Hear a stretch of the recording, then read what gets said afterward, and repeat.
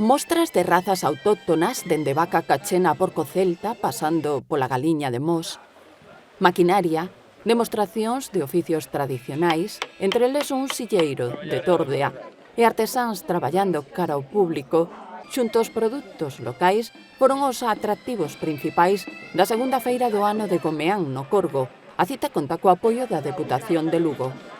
É un momento tamén de reivindicación da gandería como sector fundamental dentro do sector primario da provincia, das nosas razas autóctonas que están hoxe aquí representadas e que sabemos dentro da Deputación que teñen que ser un sector clave na loita contra o despoboamento, na loita contra o abandono do rural. A Asociación de Veciños de Gomeán decidiu recuperar, polo menos unha vez ao ano, a feira que tradicionalmente se celebraba os días 23 de cada mes. A finalidade principal é recuperar unha feira que levaba 50 anos parada.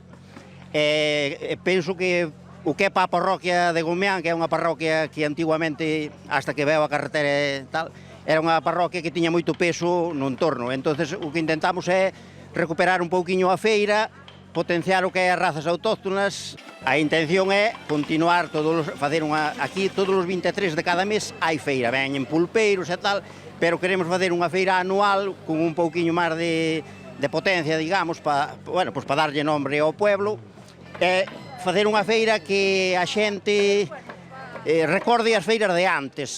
E como nelas nunca falta música tradicional, ao longo da mañá, o grupo Legua Dereita percorreu o campo da feira de Gomeán.